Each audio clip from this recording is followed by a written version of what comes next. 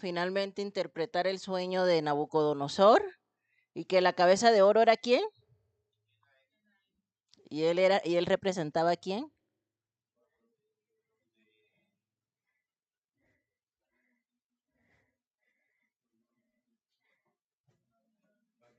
de Babilonia. Y luego los brazos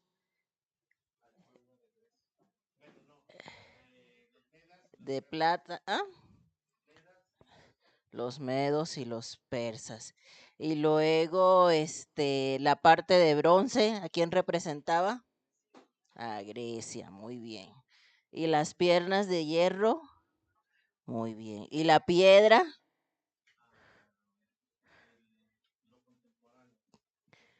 no, la piedra que destruyó todos estos imperios, ¿el reino de quién?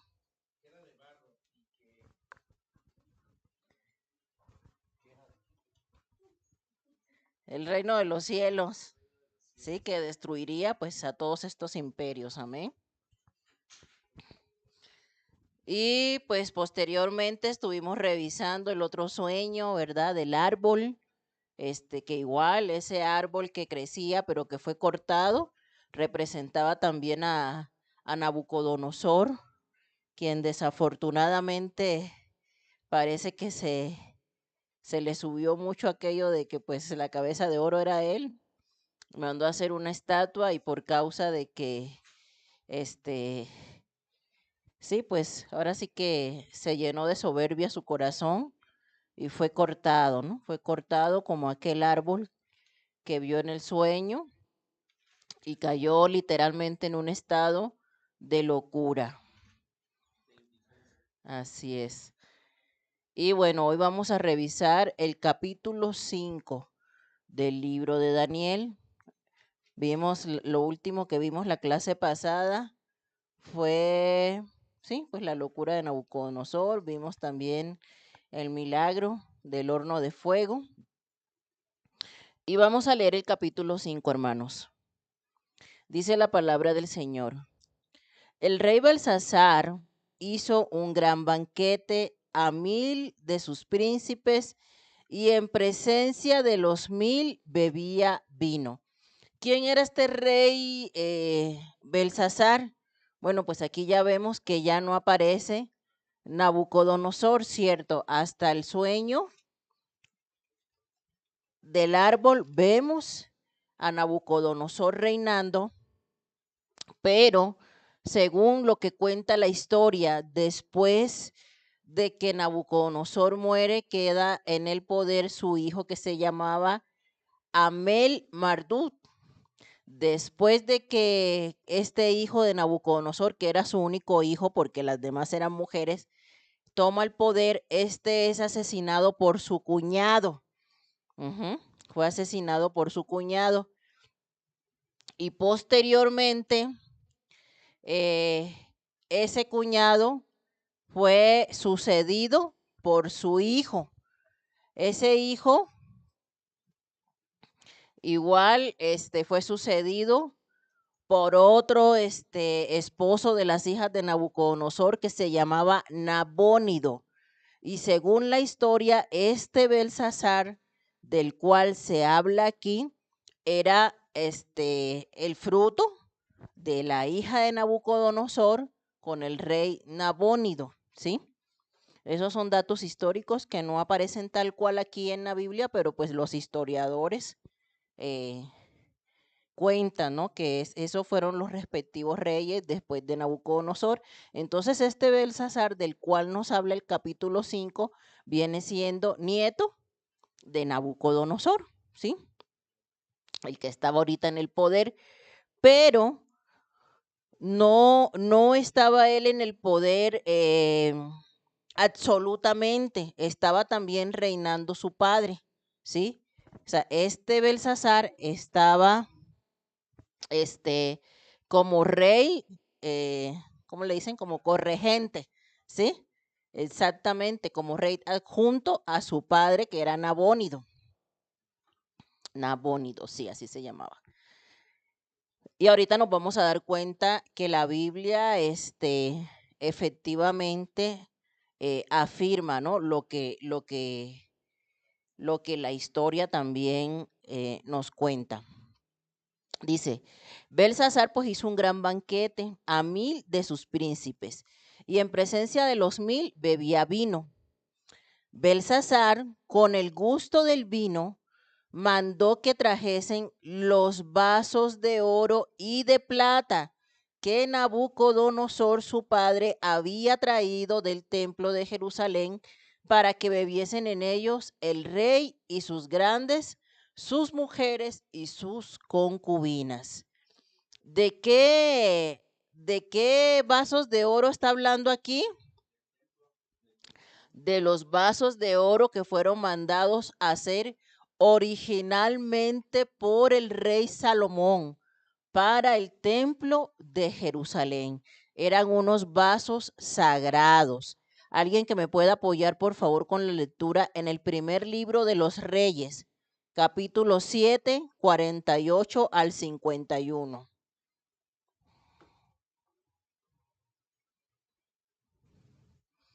A ver quién lo tiene por ahí. Primer libro de los Reyes, capítulo 7, versículo 48.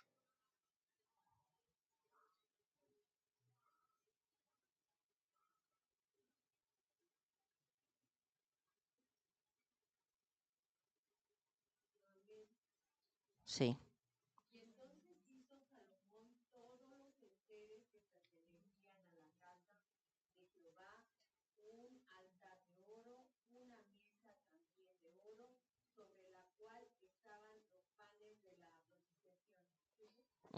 Hasta el 51.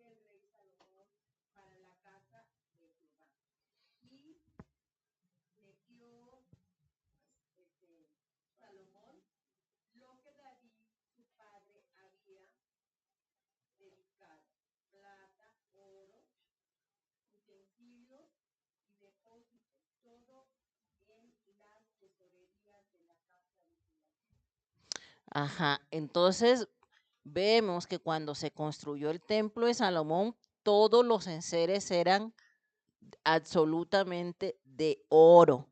Pero recordemos varias clases atrás hablábamos del rey Ezequías.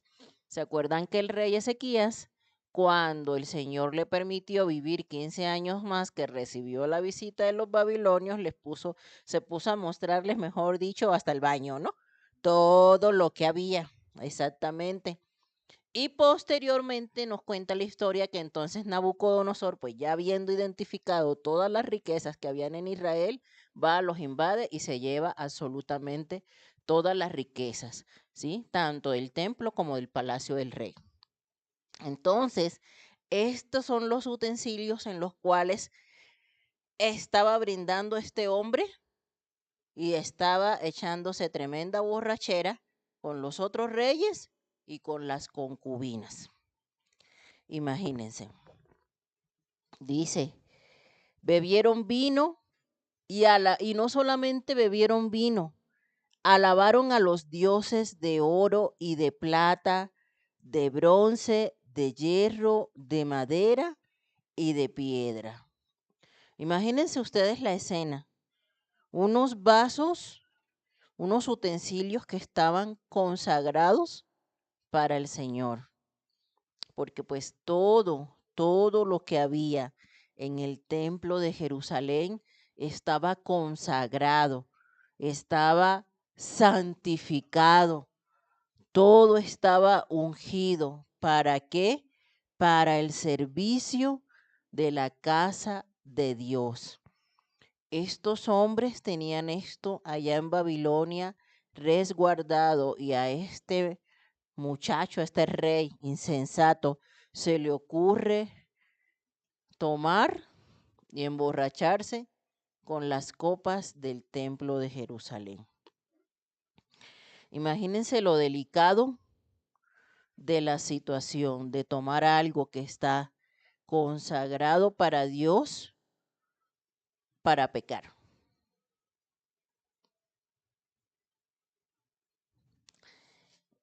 En el Antiguo Testamento, todo lo que hacía parte de la casa del Señor se consagraba. Inclusive los servidores, a los levitas, los consagraban. Lo vimos el domingo cuando hablábamos en el discipulado del sacerdocio en Israel, que ellos eran ungidos. Aarón fue ungido por Moisés, ¿sí? Cada rey era ungido por los sacerdotes. Todo era, todo en cuanto iba a prestar un servicio para Dios en Israel, era ungido. Imagínense la delicadeza del asunto, ¿no? Y eso hablando de unos utensilios. Pero también nosotros, la palabra dice que nosotros somos pueblo ¿qué? Santo. Somos santos, real sacerdocio, un pueblo escogido por Dios. Porque aquí nada más estamos hablando de cosas materiales, que igual las cosas materiales que están para el servicio al Señor se consagran. Todo lo que llega a la iglesia, cierto, se consagra, se unge. Y eso quiere decir que eso nada más está dedicado para el servicio a Dios. Si ungimos esta bocina, es porque eso está dedicado para el servicio a Dios, ¿sí? Todo está dedicado para el servicio a Dios. Entonces, nosotros, por ejemplo, no podemos tomar esto que está dedicado para el servicio a Dios y llevármelo a la casa o prestarlo a una discoteca, ¿no? O prestárselo al vecino porque el vecino va a hacer una fiesta de 15 años y no tiene sonido y voy y le presto las bocinas. No, porque eso está consagrado, ¿cierto? Es algo sagrado. ¿Para qué? Para el servicio a Dios. Este es el panorama. Cuando este hombre está ahí en su fiesta, brindando con los utensilios del templo, dice la palabra en el versículo 5, en aquella misma hora aparecieron los dedos de una mano de hombre que escribía delante del candelero sobre lo encalado de la pared del palacio real, y el rey veía la mano que escribía. Entonces el rey palideció y sus pensamientos lo turbaron y se debilitaron sus lomos y sus rodillas daban la una con la otra. O sea, palabras más, palabras menos, se le pasó la borrachera al hombre en un instante al ver eso. ¿Sí? En un instante se asustó, palideció, dice la palabra. Y el rey gritó en alta voz que hiciesen venir magos, caldeos y adivinos. Y dijo el rey a los sabios de Babilonia, cualquiera que lea esta escritura y me muestre su interpretación, será vestido de púrpura y un collar de oro llevará en su cuello, y será el tercer señor en el reino. ¿Por qué dice que el tercero? Porque pues el primero era su padre, el segundo era él, y el tercero sería la persona que le interpretara la escritura en la pared. Pero fíjense, este hombre que tomó los vasos del templo para emborracharse, y para ofrecer sacrificios, para hacer brindis por sus dioses. Imagínense en una tierra tan pagana que la Biblia se pone a enumerar, ¿no? Los dioses de madera, los dioses de plata, los dioses de todos los materiales habidos y por haber, el paganismo de Babilonia.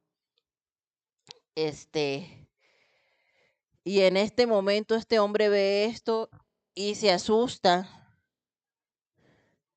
Y lo primero que hace es, en lugar de que haya ese temor de Dios en él, ¿qué hace? Busquen a los magos, busquen a los adivinos, busquen a los encantadores para que me den una respuesta. Y así como este rey, hermanos, así vive mucha gente hoy día que tienen cualquier situación y en lugar de buscar a Dios, que es quien tiene todas las respuestas, ¿qué hacen?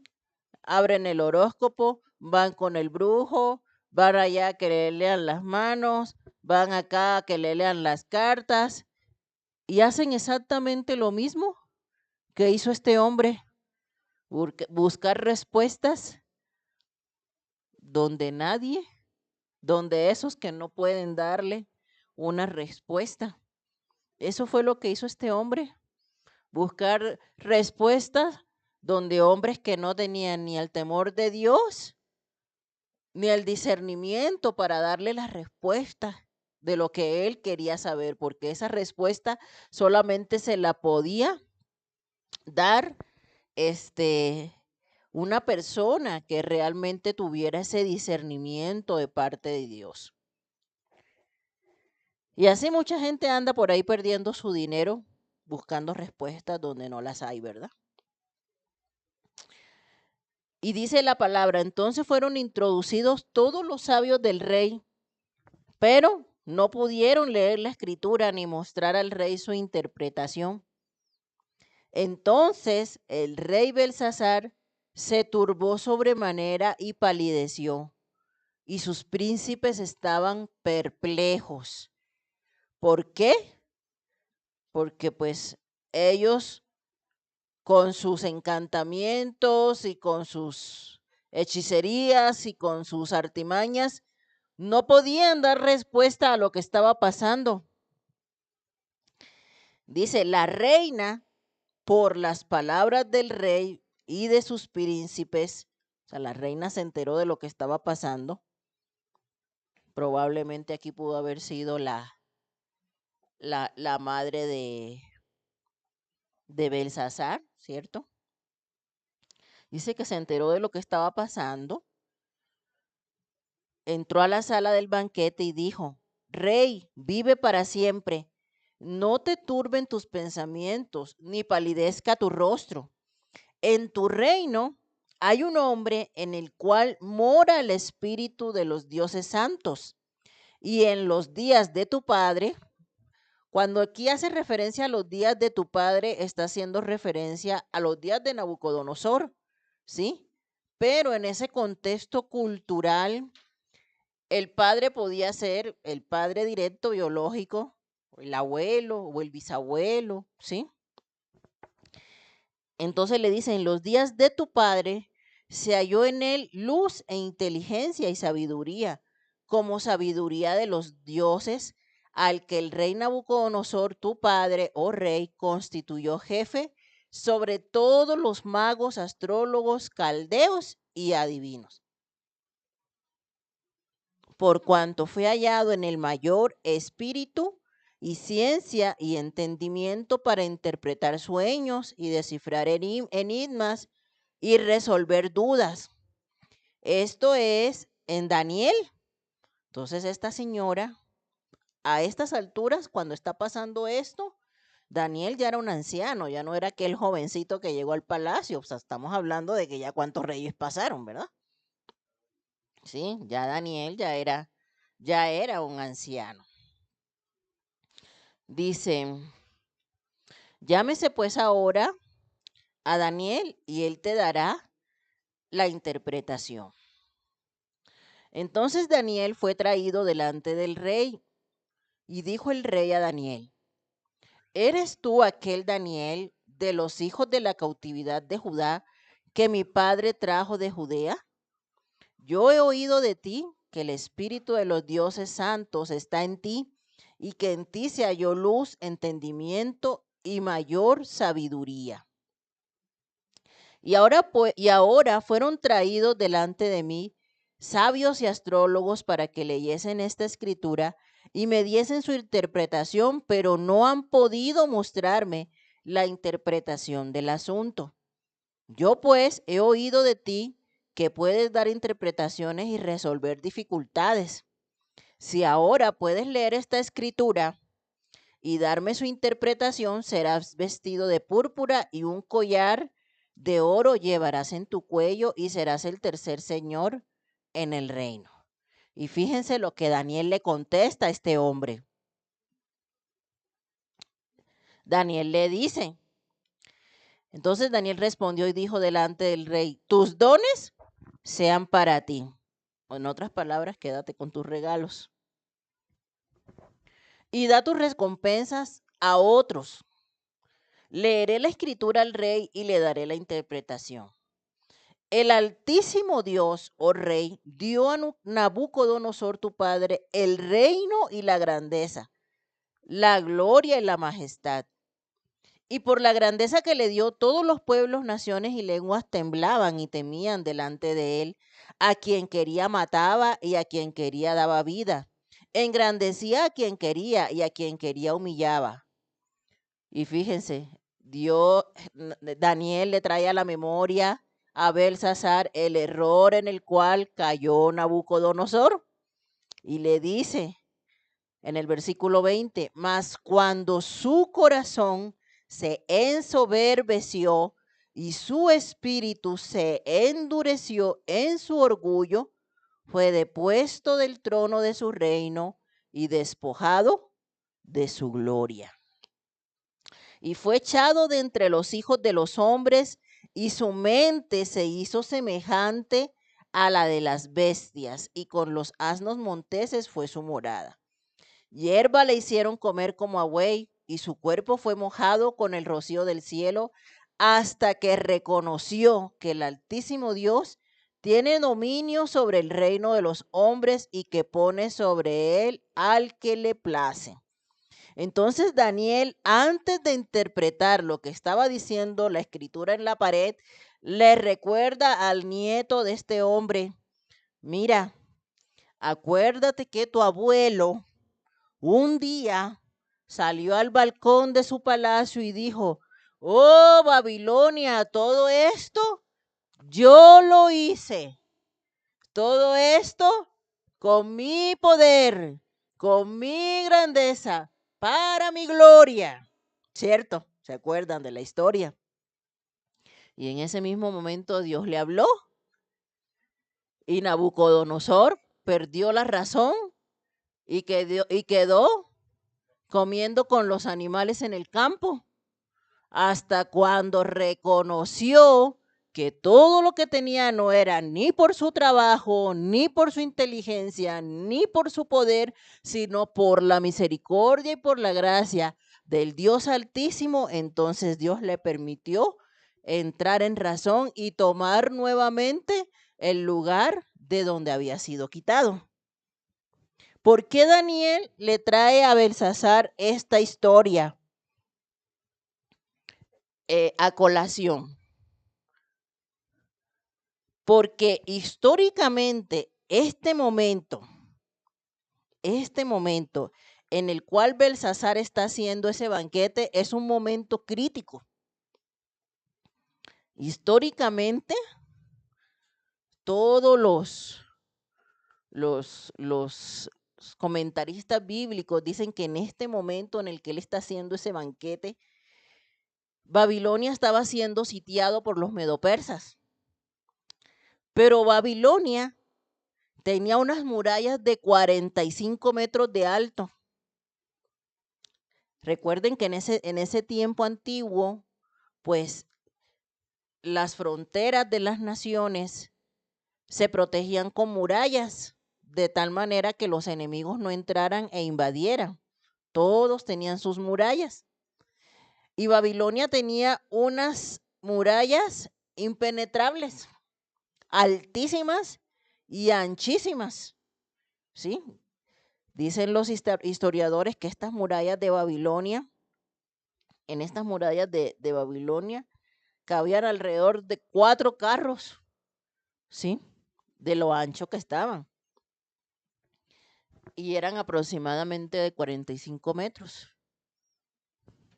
Por debajo de las murallas pasaba el río Éufrates. Entonces, o sea, humanamente era imposible que cualquier enemigo pudiera penetrar a Babilonia. Entonces él sentía, estos reyes de Babilonia sentían una seguridad, ¿sí? La seguridad material que tenía su imperio, ¿sí? La seguridad de que ningún ejército extranjero podía invadirlos, la seguridad de que ningún imperio extranjero podía llegar y entrar, ni siquiera acercarse. Pero como ellos estaban sitiados para darle al pueblo esa tranquilidad en medio, es como que si tú tienes al enemigo en la puerta y tú haces una fiesta, ¿sí? Haces una fiesta ¿para qué? Pues para que el enemigo vea que pues tú no tienes temor, que tú estás tranquilo, que tú estás seguro, ¿sí? Entonces ellos en esa fiesta pues estaban celebrando su seguridad. Dicen los historiadores que Babilonia tenía reservas impresionantes de alimento. Entonces, no era como otras ciudades, ¿no? Como con Jerusalén, que cuando fueron sitiados la gente empezó a morir de hambre porque pues no tenían reservas y tenían que salir y no podían salir porque estaban sitiados. No era así. Babilonia tenía mucha reserva de alimento, entonces a ellos no les preocupaba que el enemigo los rondara. Ellos estaban seguros por el poder de su imperio. Por eso eran la cabeza de oro, porque era un imperio intocable, impenetrable. ¿Y qué era lo que ellos celebraban y por qué le daban gracias a sus dioses en esas fiestas que duraban días? Por esa seguridad que ellos tenían. Y esa seguridad los llenaba de ¿qué?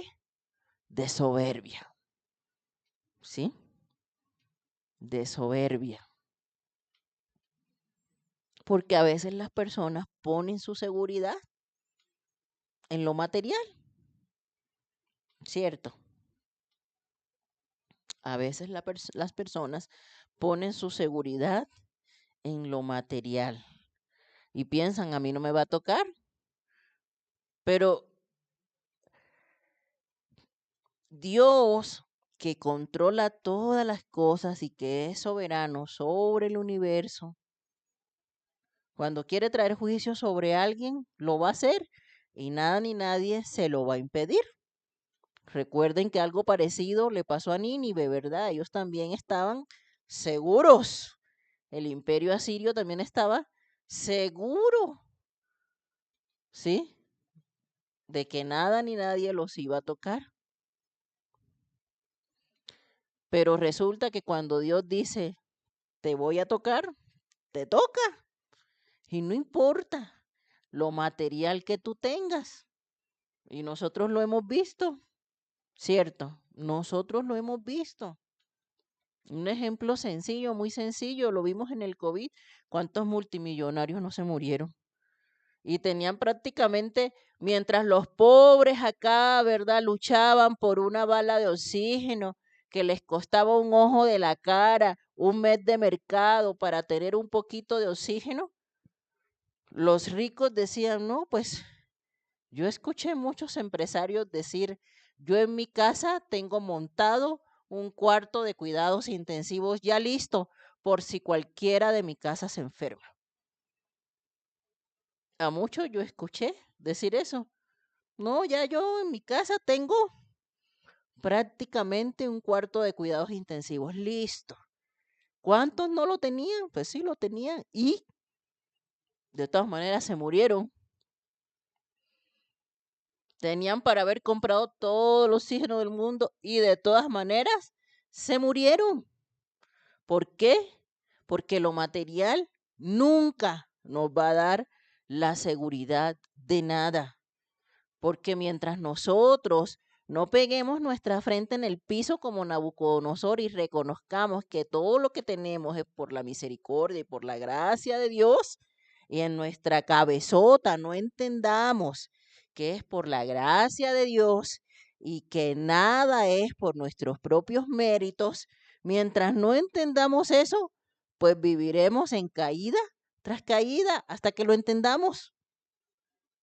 Dios nos hará entender y nos caeremos y nos iremos de boca y de narices hasta que lo entendamos. Dios irá quitando, irá quitando, irá quitando hasta que tu soberbia se quite. ¿Por qué? Porque piensas que tienes todo, pero no tienes nada. Como le dijo Dios a una iglesia en Apocalipsis, ¿tú crees que tienes todo? Pero eres una pobre, ciega y desnuda. No tienes nada. Porque la palabra lo dice, no hagáis tesoros en la tierra. Porque aquí el hollín corroe, haz tesoros en el cielo. Pero la mayor soberbia del ser humano está siempre en lo que posee. Y piensan que eso es su seguridad.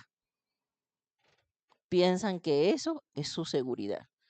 Pero la seguridad, amados hermanos, no está en un trabajo, no está en una casa, no está en un carro. Todo eso es pasajero y temporal. Nuestra seguridad está en la misericordia de Dios que nos permite cada día poder respirar sin estar en el cuarto de un hospital.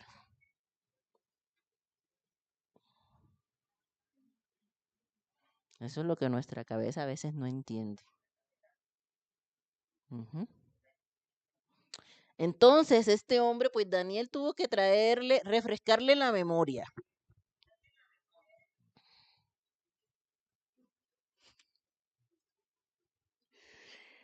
Tuvo que refrescarle la memoria.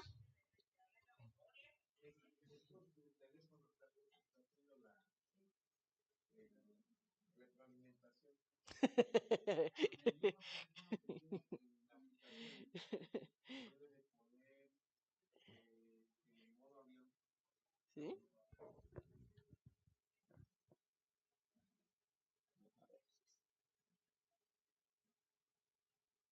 A ver. Bueno, entonces, refrescada la memoria de Balsasar,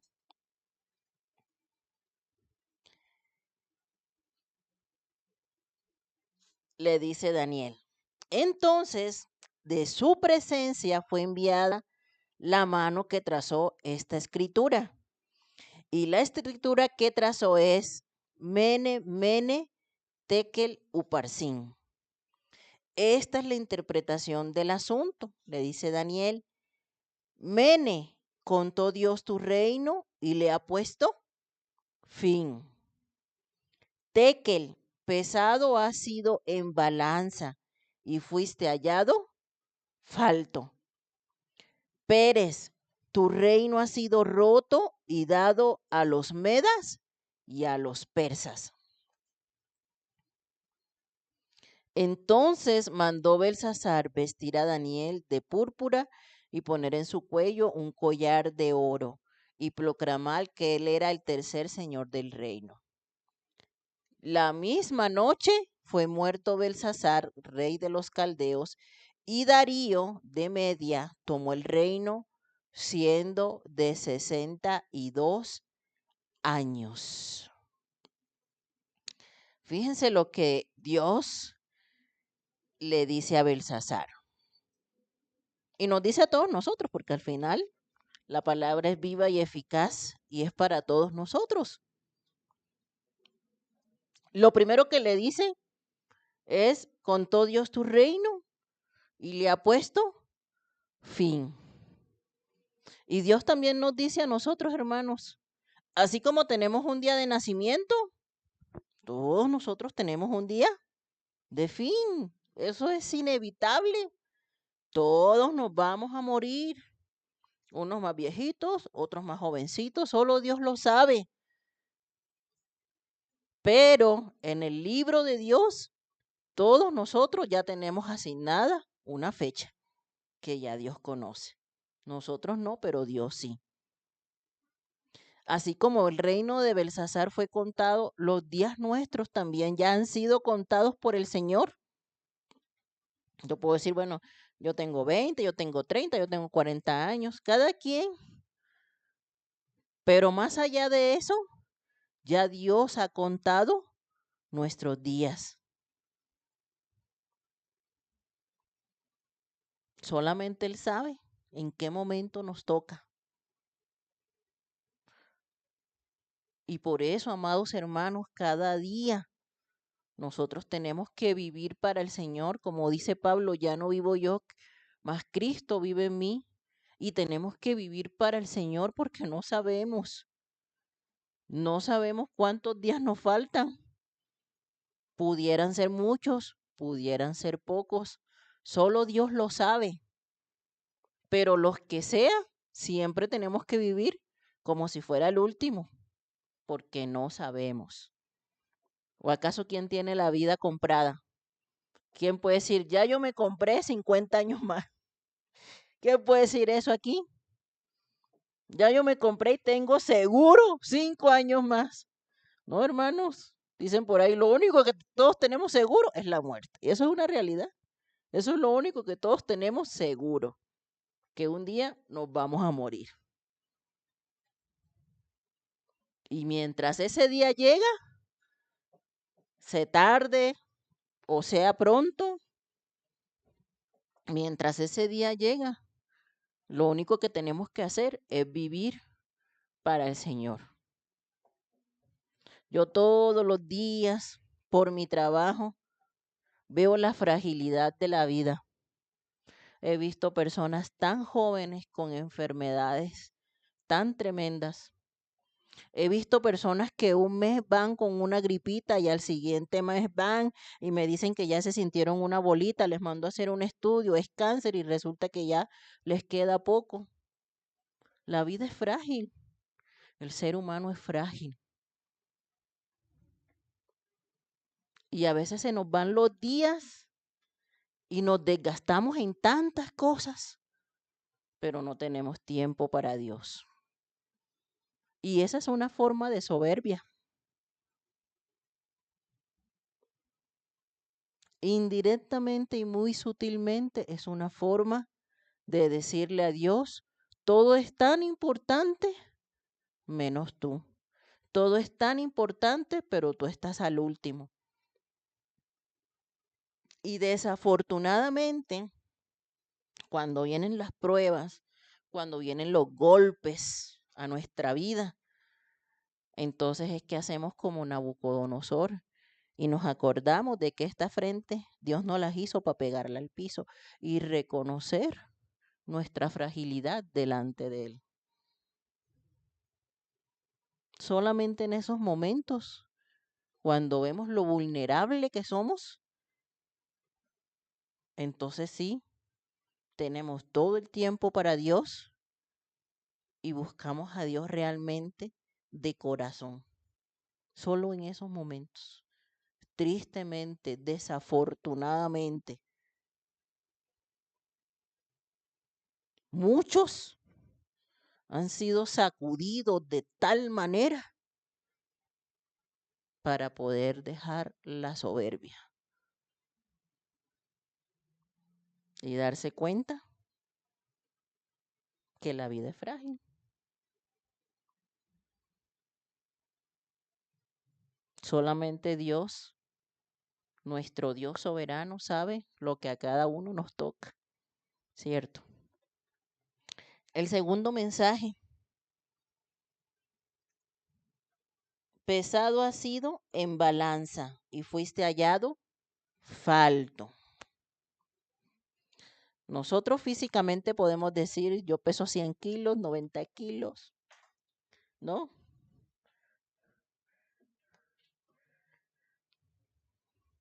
Yo soy talla 34 rojo, decía un paciente mío. Doctora, soy 34 rojo. Le decía, ¿cómo así que 34 rojo?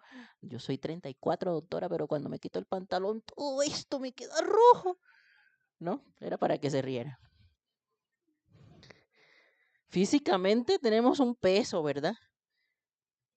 Pero espiritualmente también lo tenemos, hermanos. Si Dios nos pusiera a todos y cada uno de nosotros en una balanza, ¿cómo estaríamos hoy delante del Señor?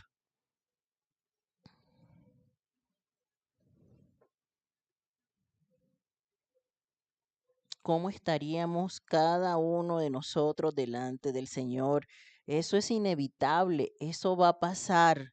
Un día vamos a estar frente a frente con el Señor y el Señor nos va a pedir cuentas. Eso es otra cosa que tenemos segura, de la que nadie se va a escapar.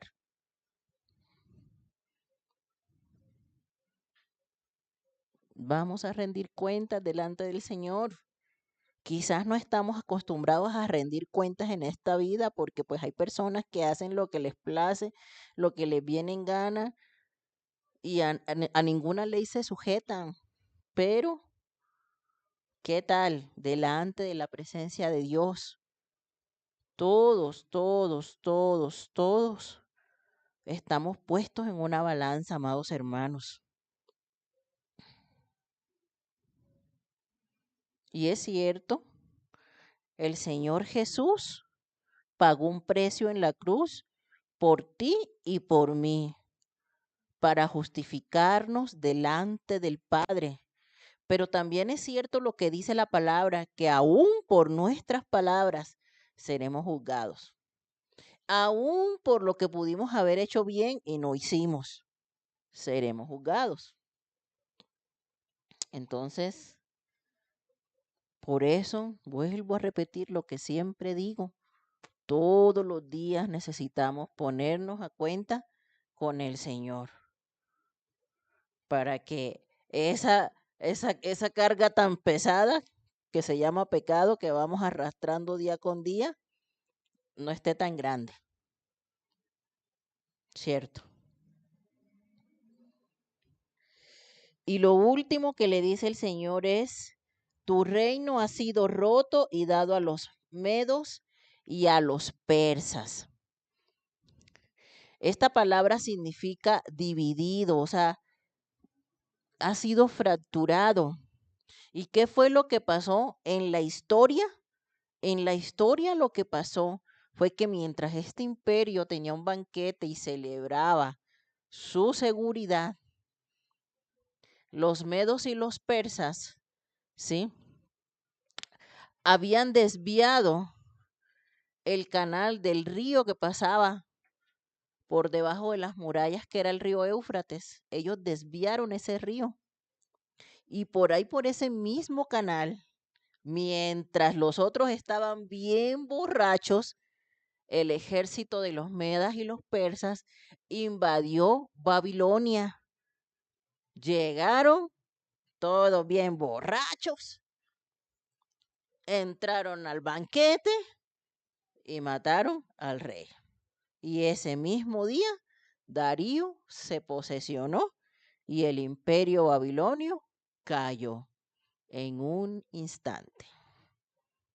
Ese imperio, que era la cabeza de oro, que era lo máximo, que era el que tenía el poder, en un instante, por voluntad de Dios, mientras ellos celebraban su seguridad con borracheras y orgías, los medos y los persas los invadieron. Imagínense, en una noche. ¿Y dónde quedó tanta seguridad?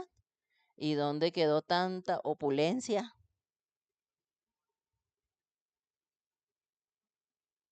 Completamente destruidos. Eso fue lo que pasó. Continuemos con el capítulo 6. Dice la palabra, pasó el tiempo Pues ahora ya este Daniel que llegó a Babilonia siendo un jovencito de 16, 17 años, ¿cierto? Y que llegó bajo el poder del rey Nabucodonosor y que el rey lo puso desde que llegó prácticamente a servir en su corte. Y ya hemos visto que pasaron otros reyes, murió Nabucodonosor, quedó su hijo, luego su yerno, ¿no? Luego su nieto, etcétera.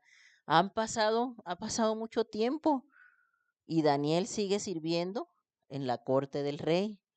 Y ahora ya no para Babilonia, ahora para el nuevo imperio que está en poder, que son los medo-persas.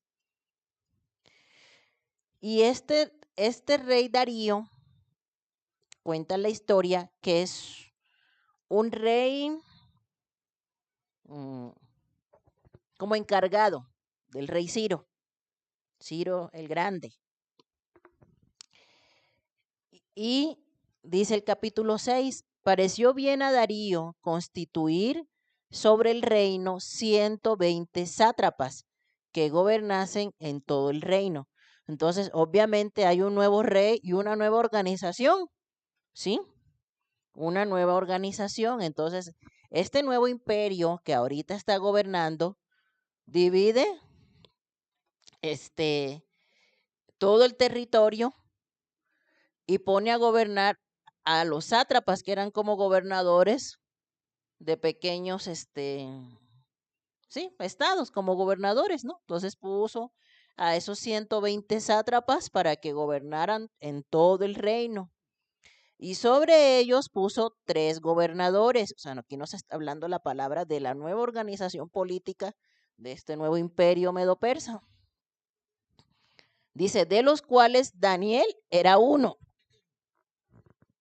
O sea que todavía Daniel sigue en un lugar de honor.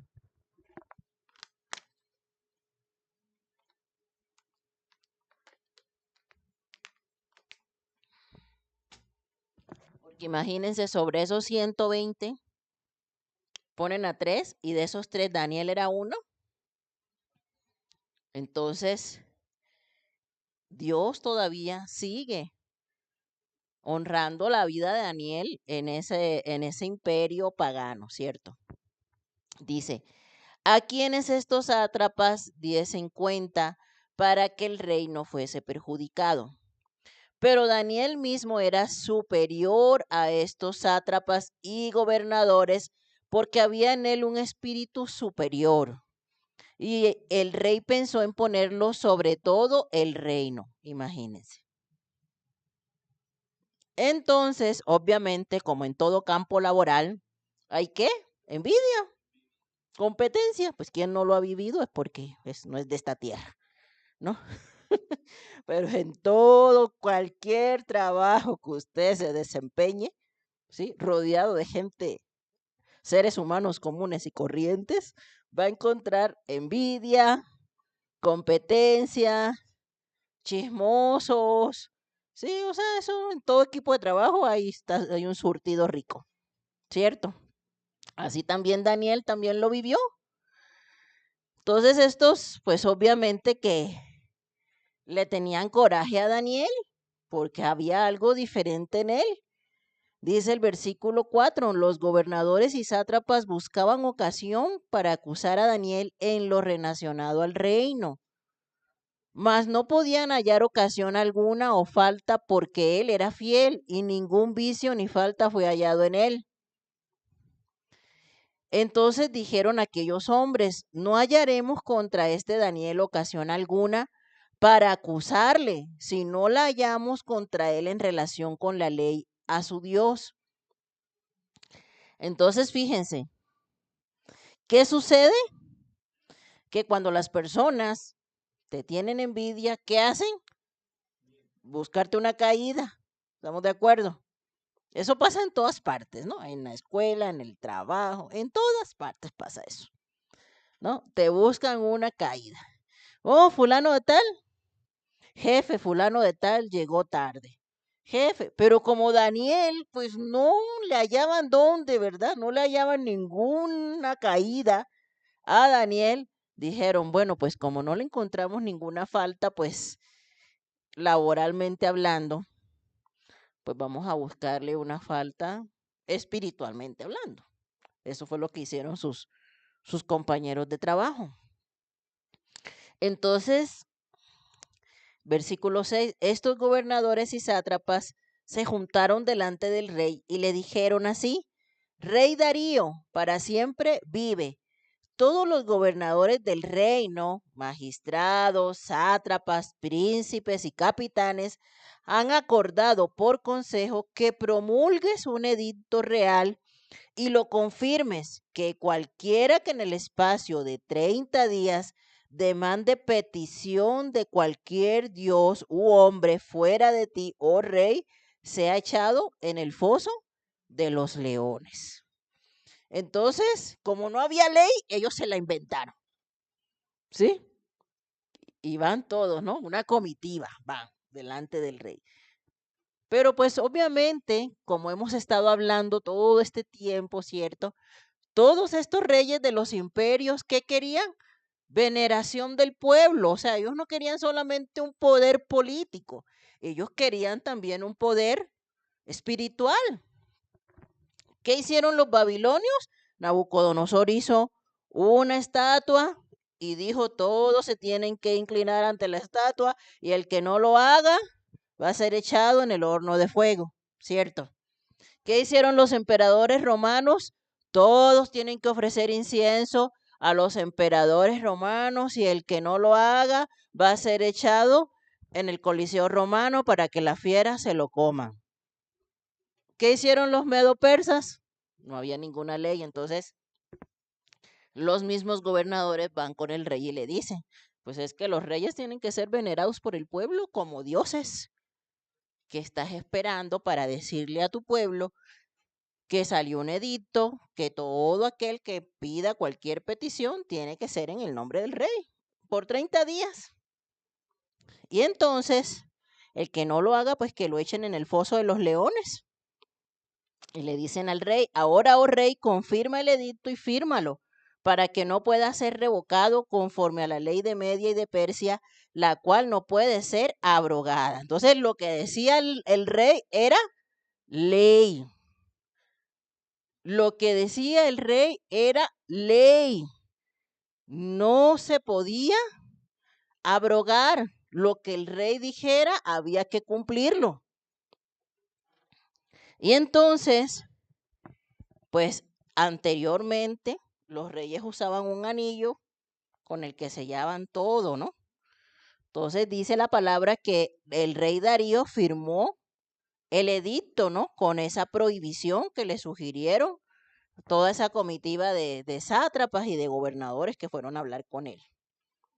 Entonces, cuando Daniel supo que el edicto había sido firmado, versículo 10, entró en su casa, fíjense, y abiertas las ventanas, su cámara que daban hacia Jerusalén, se arrodillaba 3 veces al día y oraba y daba gracias delante de su Dios, como lo solía hacer siempre.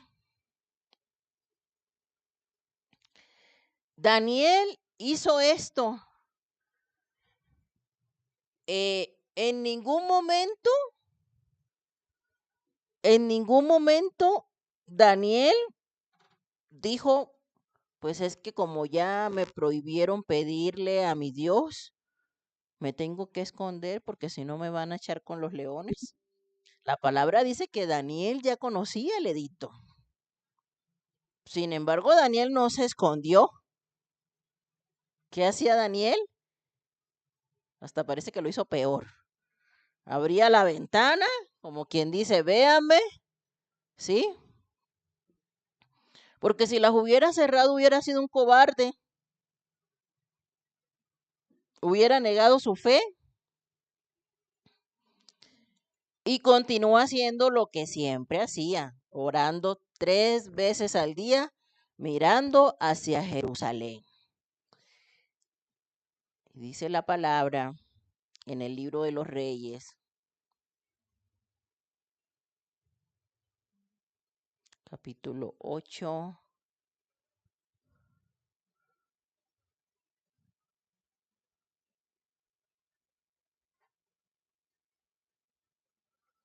Fíjense, por qué Daniel oraba mirando hacia Jerusalén? Porque esto era algo que acostumbraban los judíos desde el tiempo de Salomón. Dice en el capítulo 8 del primer libro de Reyes, en el versículo 44, si tu pueblo saliera en batalla contra sus enemigos por el camino que tú les mandes y oraren a Jehová con el rostro hacia la ciudad que tú elegiste y hacia la casa que yo edifiqué a tu nombre, tú oirás en los cielos su oración y su súplica y les harás justicia. Dicen,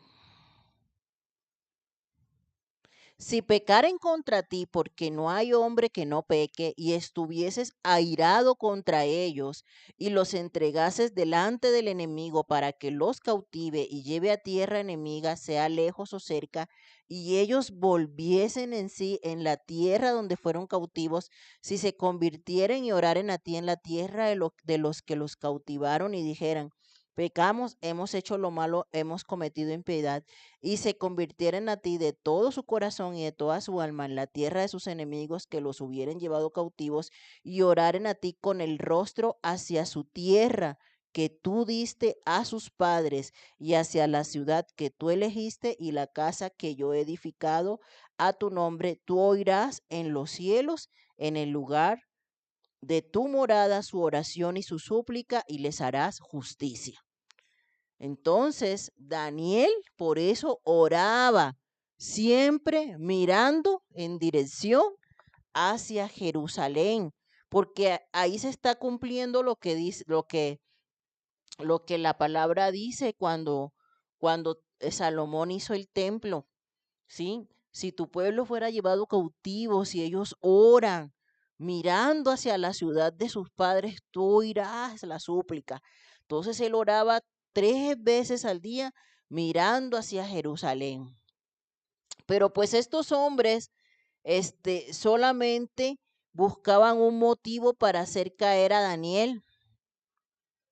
Y dice el versículo 11 que entonces se juntaron aquellos hombres y hallaron a Daniel orando y rogando en presencia de su Dios. Fueron luego ante el rey y le hablaron del edicto real y le dijeron, ¿no has confirmado edicto que cualquiera que en el espacio de 30 días pida a cualquier Dios u hombre fuera de ti, oh rey, sea echado en el foso de los leones? Respondió el rey diciendo, verdad es, conforme a la ley de Media y de Persia, la cual no puede ser abrogada. O sea, primero van con el rey y le dijeron, ¿verdad, rey, que tú dijiste esto? No, sí, yo lo dije. Entonces respondiendo y dijeron delante del rey, Daniel, que es hijo de los cautivos de Judá, no te respeta a ti, oh rey, ni acata el edicto que confirmaste, sino que 3 veces al día hace su petición. Cuando el rey oyó el asunto, ¿qué dice la palabra? Le pesó en gran manera. ¿Por qué le pesó? Porque el rey apreciaba a Daniel, pues era prácticamente su mano derecha. Era prácticamente su mano derecha. Claro que le pesó, claro que le dolió que alguien fuera a decirle algo que acusaba directamente a Daniel de haberlo desobedecido, de haberlo deshonrado. Pero no le pesó tanto el hecho de que Daniel lo hubiera deshonrado, le pesó lo que firmó, ¿no? De haber dicho, pues, esta ley no puede ser abrogada y este hombre que yo tanto aprecio, pues va a tener que ser echado al foso de los leones. ¿Por qué? Porque dice la palabra que el rey resolvió librar a Daniel y hasta la puesta del sol trabajó para librarle. Entonces, ¿qué sucedió aquí? Pues el mismo rey, ¿no? Yo me imagino que con la corte todo el día se reunió y dijo, sí, pues sí es cierto, yo lo firmé, pero pues podemos hacer una excepción. Daniel ha hecho esto y esto por el reino, Daniel ha sido honrado, Daniel es el tercero en el rey. El rey dice la palabra que trabajó, o sea, todo el día estuvo viendo la forma de que Daniel no fuera echado en el foso de los leones por los chismes de los otros, ¿cierto? Pero pues no había nada que hacer. La ley no podía ser abrogada. O sea, en ese tiempo lo que el rey decía se tenía que cumplir. Y vemos muchos ejemplos de eso. Por ejemplo, cuando sí conocen la historia de la reina Esther, cuando Amán también hace que el rey firme un edicto donde dice que van a asesinar a todos los judíos, pues como era una orden del rey firmada por el rey, eso no se podía abrogar. Por eso es que Esther manda al pueblo a que ayunen, a que oren por 3 días para ella poder presentarse delante del rey, porque es que ni siquiera una persona podía presentarse delante del rey si no había sido llamado, aunque fuera su propia esposa, ¿eh? Y entonces esta mujer ora, ayuna y se presenta delante del rey para decirle la situación, pero obviamente esto ya no podía ser abrogado. Entonces, ¿qué hace el rey? Sacar otra ley donde decía que los judíos entonces podían defenderse de cuando llegaran el ejército persa a atacarlos. Pero en ningún momento pudo quitar esa ley y decir, no, ya no maten a los judíos. No podía, o sea, un rey no podía hacer eso, ¿sí? Lo que el rey decía se tenía que cumplir. ¿Por qué la reina Basti fue quitada? Porque el rey la llamó y ella no fue. Lo que el rey decía se tenía que cumplir, no había más opciones. El rey manda, el pueblo cumple. No había más opción. Entonces a este rey le pesó en su corazón pues haber puesto su sello ahí porque pues era su amigo prácticamente, pues al que estaba sentenciando a muerte. Dice, pero pues este hombre trabajó hasta la puesta del sol para librar a Daniel. Pero aquellos hombres rodearon al rey y le dijeron, sepas, oh rey, que es ley de Media y de Persia, que ningún edicto u ordenanza que el rey confirme puede ser abrogado. Entonces el rey mandó y trajeron a Daniel y le echaron en el foso de los leones. Y todos sabemos muy bien que pues esto que le estaba pasando a Daniel ahorita era pues el cumplimiento de las artimañas del enemigo. Todo esto fue una intriga diabólica que hicieron en contra de él, un plan malvado, con toda la intención para que Daniel muriera. Y sabemos muy bien que la Biblia misma nos dice que Satanás anda como qué, como león rugiente, buscando a quien devorar. Satanás nunca descansa. Satanás nunca descansa. Él siempre está buscando a quien devorar. Él siempre está buscando a quien destruir. Y los primeros que va a buscar destruir son a quienes, a los que hacen la voluntad del Señor, a los que intentan y se esfuerzan cada día por agradar al Señor. A esos son los primeros que Satanás va a intentar destruir. Porque una persona que vive en tibieza, una persona que no busca de Dios, ¿tendrá Satanás acaso que esforzarse para que se pierda? No, ese ya se perdió solito. sin esfuerzo alguno. Pero aquellos sobre los cuales eh, hay un espíritu diferente como el que había en Daniel, esos, la cabeza de esos, sí tiene un precio en el infierno.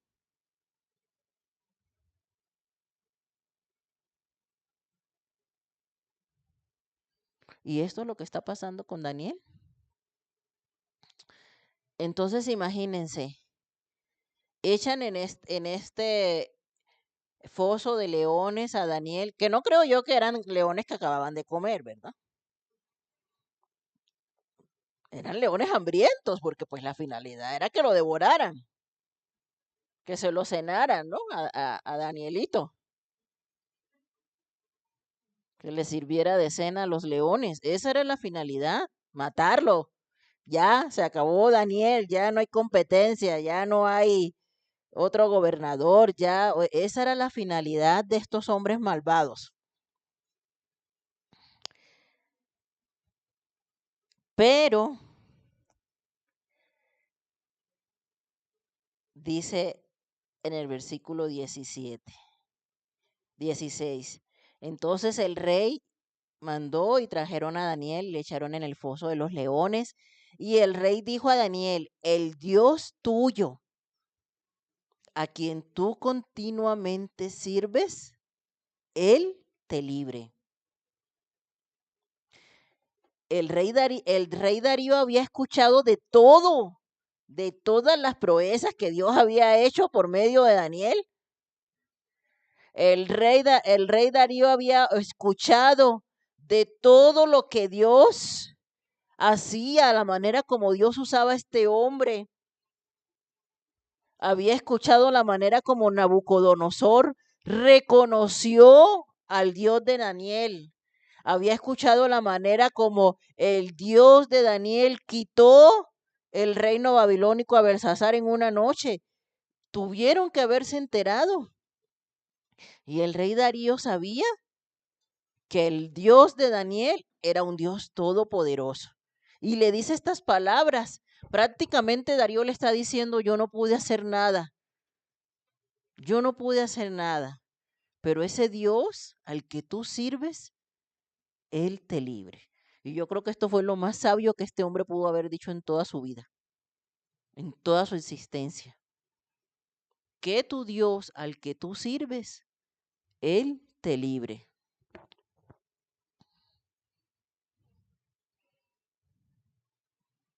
¿Y a cuántos de nosotros nos han dicho así? A lo mejor hasta irónicamente, ¿verdad? Porque a veces cuando tenemos situaciones difíciles, ¿a cuántos de nosotros no nos han dicho, tú no que crees en Dios? Bueno, pídele a tu Dios. Tú no que eres un hijo de Dios, un siervo de Dios. Bueno, aférrate a tu Dios, ¿cierto? ¿A cuántos de nosotros nos han dicho eso? A muchos de nosotros. ¿Y qué hacemos nosotros? Nos aferramos a nuestro Dios porque sabemos que nuestro Dios sí tiene poder. Amén. Y fue traída una piedra y puesta sobre la puerta del foso, la cual selló el rey con su anillo y con el anillo de sus príncipes, para que el acuerdo acerca de Daniel no se alterase, imagínense. O sea, que estaban todos ahí al pendiente de que efectivamente echaran a Daniel en el foso y cerraran la puerta. O sea, ellos estuvieron atentos hasta el último momento, no se perdieron detalle todos los sátrapas y gobernadores de que a Daniel llegara a su fin. Pero luego el rey se fue a su palacio, se acostó, se acostó ayuno, ni instrumentos de música fueron traídos delante de él y se le fue el sueño. O sea, este hombre ni siquiera pudo dormir pensando en el fin que le esperaba a Daniel. El rey, pues, Al día siguiente se levantó muy de mañana y fue apresuradamente, ¿a dónde? Al foso de los leones. Este hombre no pudo dormir y acercándose al foso, llamó a voces a Daniel con voz triste y le dijo, Daniel, siervo del Dios viviente, el Dios tuyo, a quien tú continuamente sirves, ¿te ha podido librar de los leones? Este hombre con este pesar en su corazón, dice la palabra que con voz triste, o sea, fíjense, a mí me llama la atención porque estos hombres que son paganos, porque pues no eran personas temerosas de Dios, eran personas paganas, y que él, yo creo que en lo profundo de su ser, tenía esa esperanza en el Dios de Daniel, de que iba a guardar su vida. Y entonces sale Daniel bien sonriente, ¿verdad? Y respondió, oh rey, vive para siempre. Mi Dios envió su ángel, el cual cerró la boca de los leones para que no me hiciesen daño, porque ante él fui hallado inocente. Y aún delante de ti, oh rey, yo no he hecho nada malo. Y se alegró el rey en gran manera a causa de él, y mandó sacar a Daniel del foso, y fue Daniel sacado del foso, y ninguna lesión se halló en él, porque había confiado en su Dios. Amados hermanos, ciertamente cada uno de nosotros tiene una jauría rondando. Cada uno de nosotros tiene una jauría rondando. Pero ¿qué es lo que a nosotros nos hace más que vencedores? El poner nuestra confianza en el Rey de Reyes y Señor de Señores. Amén.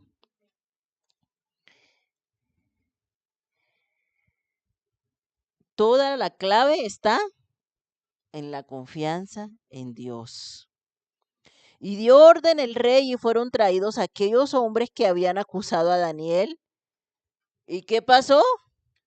Dirían en mi tierra, se les volteó la sartén y fueron echados en el foso de los leones, ellos, sus hijos y sus mujeres, y aún no habían llegado al fondo del foso cuando los leones se apoderaron de ellos y quebraron todos sus huesos.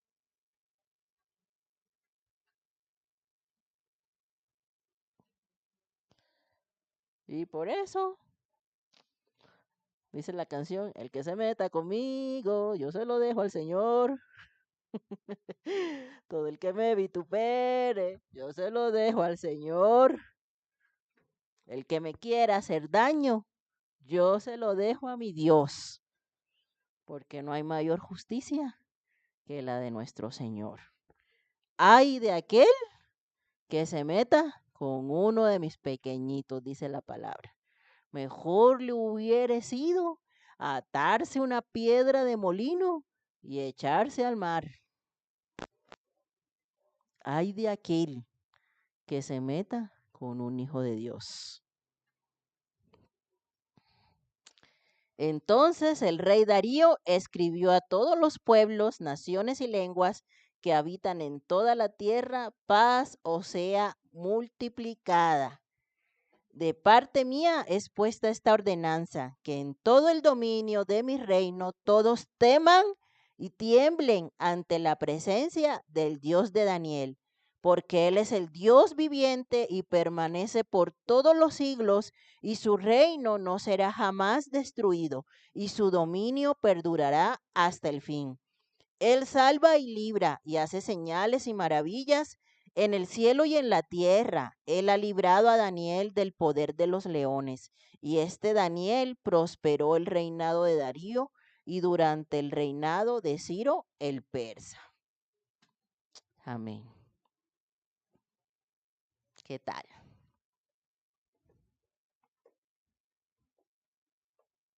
Ese es nuestro Dios. Ese es nuestro Dios. Porque el mismo Dios de Daniel, que cerró la boca de los leones, es el mismo Dios que tú tienes y que yo tengo, y que se encarga de nuestros enemigos.